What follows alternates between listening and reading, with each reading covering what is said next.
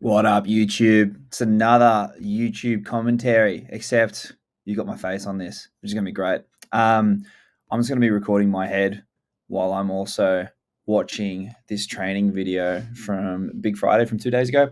So this is week one of a new training block. With this new training block, we've got a few goals going. We're going to be going for a 170 kilo double at some point in this block, a sub 239 flying 20-meter sprint, which would be great. Still haven't filmed one of those sessions for you guys on a Tuesday, so I'll make sure I bring my camera hopefully this week. Getting pretty big. Oh, that's Siri talking to me. Getting a pretty big crew to Dunbar these days. That'll be a lot of fun. And then there's also an 150 kilo cardio complex. If you've been following me on socials, you know what that is. If not, I do it in some of the warm-ups today, so we'll go through that. But without further ado, let's start moving into it. So the session is always going to start off with some sort of pliers, particularly on these Fridays.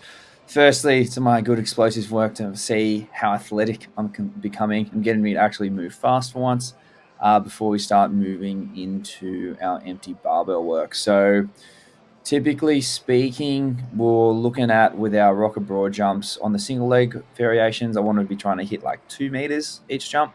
And then for the full rocker, so double foot, bilateral, double foot takeoff, double foot landing, I've been aiming for around that sort of 3 meter range. For those, I've got my Arnold clip going. For those that don't know, Arnold de numero uno, great shirt from Pump and Iron that I'm wearing on this Friday. So appreciation for the big dog. So yeah, with the jumps, a great primer, but it's also a great way to check in and just see how you're probably potentially going to be moving that day. So I've jumped pretty well, and it sort of lulled me into a sense of, okay, this is going to be a pretty decent day. Then went onto the bar, hit a few sets with the empty bar before chucking on 50 kgs. So I'll usually go 50, 70, 90, doing about 2 or 3 sets on each one, doing a variation of no feet work and power work. Both very useful constraints when you're doing your warm-ups, not only for the speed of your lifts, but also I find I load my legs way better and I actually get better extension through my lower body whenever I do no feet stuff, and it straightens up that bar path nicely. So they will forever be movements I will do as part of my warm-ups. You'll also notice I'm chucking a bit of hang work in there. Again, shortening up the pool, having to be faster, having to be more explosive with your lift is always an important thing, particularly for me who is quite slow. So yeah, seeing some good warm-up complexes here. 70 kilos, nothing much to talk about there. It's sort of this range, working towards that sort of like 70% range for me, particularly on the powers, when it's like, okay, let's see how these are feeling. If I'm catching my powers high and they're coming off my hip quickly, we're going to have a really solid day. So I was feeling pretty good with this no feet stuff. I think that one was a little bit forward. I'm going to redo that rep. Yeah, it looks like I'll redo it. So yeah, just always checking in with how the body's feeling with the powers and the warm-up. I think on this day, my power snatches, particularly at my working sets at 115, were pretty low. I've been playing around with like this new start position because I've been yanking with my back again a little bit too much, getting a little bit too much flexing happening through the lower back and the spine, which is doing the majority of the lifting, which I'm quite good at, whereas we want to be loading the legs a little bit more. So really trying to get that stretch in the start, which I start doing more of, I think, at that 110, 115 kilos, my actual working sets. I'll bring my hips really high and then lower them to just on parallel, because this is more of like my old start position. But yeah, still moving pretty well. Maybe something a little bit early on these first few reps at 90. Yeah. You can tell as well, like if I'm stomping a little bit too much, I jump back a lot, which means my feet are coming off the floor a little bit too early. I'm just under pulling the shit out of the bar, which is what we don't want. There's that stretch. 100. Oos. That was actually a nice no feet power. Sort of in two minds now with like the movement of my feet too as well. Because I get so... Oh, this is another good one too, yeah. Because my reps just look so much better with no feet, I'm thinking about dumping the stomp and maybe just practicing a slide, honestly. I'm still moving just as fast. I've been doing some measurements on the velocities of my pull, and I'm still moving just as fast when I don't stop my feet. So it might be something to play around with my takers in the future. So I think this is my last one. I think this is an okay 110. Don't jump too. Pull through, land, yeah. Not too much foot movement, pull through. It's a good power.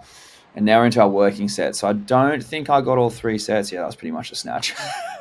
I think the first set, the power was like pretty low. And then I was like, look, you need to saddle up rather, and actually pull your finger out on these sets. So pretty average first power snatch. I think this one was higher. Yeah, that one's a little bit better.